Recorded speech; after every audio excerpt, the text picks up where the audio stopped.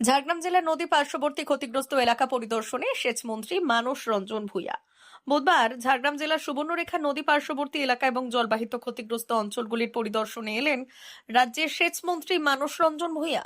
সকালে তিনি Jhargram circuit house থেকে যাত্রা শুরু করলেন।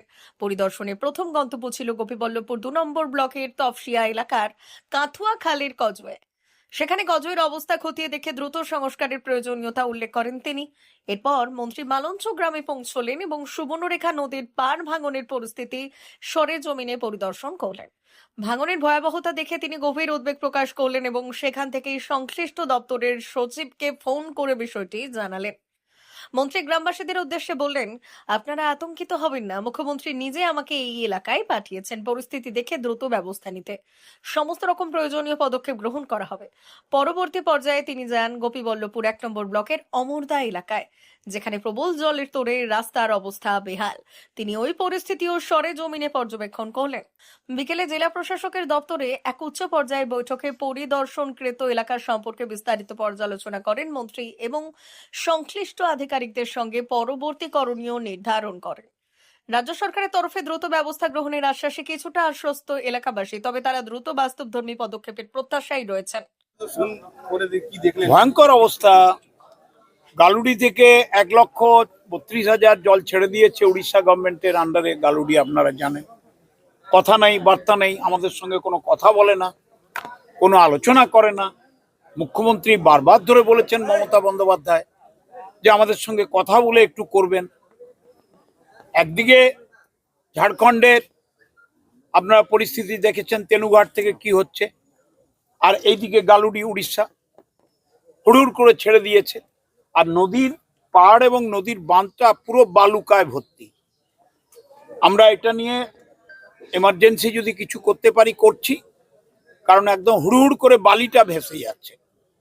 আর প্ল্যান করে তো করতেই হবে, তবে আমরা এখন গুরুত্ব দেব এমার্জেন্সি কিছু করে টেম্পোরারিলি অন্তত রক্ষা করতে হবে তো মানুষকে। মুখ্যমন্ত্রীর নির্দেশ যে করেই হোক মানুষের পাশে দাঁড়াতে হবে, এটাই মমতা বন্দ্যোপাধ্যায়ের নির্দেশ।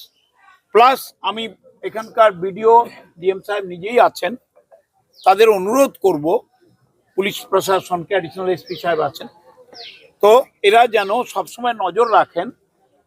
Enormous support for relief, rescue, everything আমরা এখানে মজুত করব। এখানে গ্রামবাসীদের কোনো যাতে কোনো কষ্ট না হয়, তাদের যেন অসুবিধা না হয়। জেলা পরিষদ, পঞ্চায়েত সমিতি, অঞ্চল প্রধান, বিধানসভার সদস্য, আমাদের সভাপতি দুলালবাবু আছেন, নিজে দেখছেন পুরো বিষয়টা সারা জেলার। তো আমরা সবটাই করব, সবটাই কাজ করব। কতটা এরিয়া?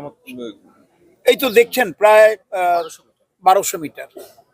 আর সবচেয়ে সমস্যা হচ্ছে বালি, মানে একটু মাটিও নেই এখানে। একটু একটু 2 ইঞ্চি ঢুকলেই বালি, হড়হড় করে বালিগুলো নেমে যাচ্ছে। তো মিস্টার সুব্রত বাবু আসুন, এদিকে আমার চিফ ইঞ্জিনিয়ার এসছেন, আমার এক্সিকিউটিভ আছে, আপনি এখানটা দেখুন। It's a very serious in nature. এটাকে কি করা যায় প্ল্যান দিন। ডিএম সাহেব আছেন, আমি এসছি নিজে, যা করার দরকার করতে হবে। এটাই আমরা চাই, গ্রামবাসীদের গ্রামটাকে কোনো যাতে ক্ষতির মধ্যে না পড়ে, মানুষ যাতে ক্ষতির মধ্যে না পড়ে, এইটা দেখতে হবে। তার সঙ্গে সবটাই নজর রাখুন। বিডিও সাহেবরা আছেন, নিজের ডিএম সাহেব এসছেন, অ্যাডিশনাল সাহেব আছেন, সবাই। কোন কোন এলাকাগুলো মূলত আজকে দেখলেন? প্রথমে তো গেলাম ওই কজওয়েটাতে, তপসিয়াতে, তারপরে মালঞ্চ এসছি।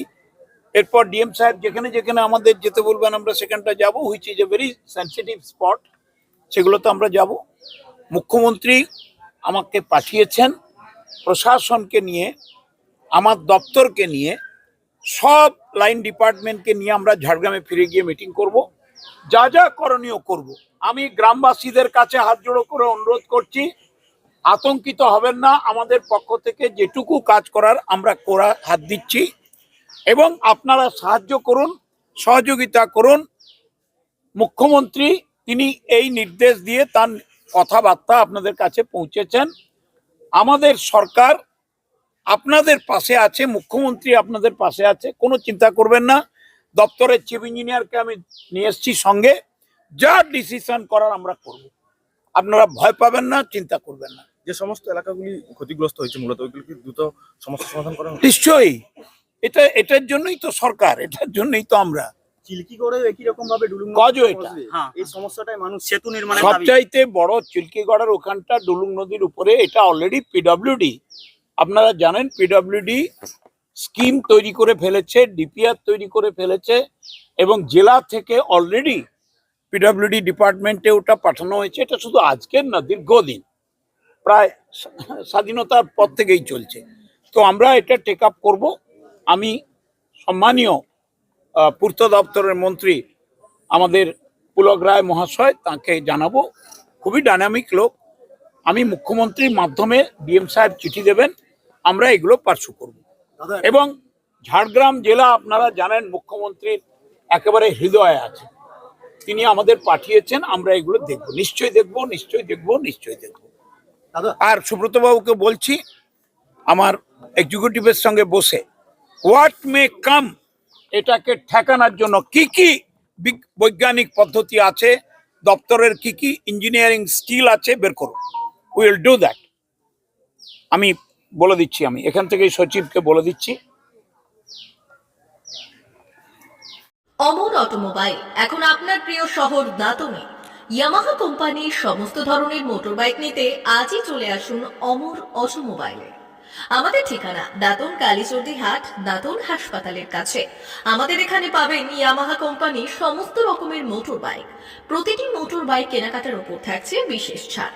আমাদের ওপর একটি শাখা রয়েছে খাকুরদা ধনেশ্বরপুরে। মোটর বাইক কিনতে আজই চলে আসুন অমর অটোমোবাইলে।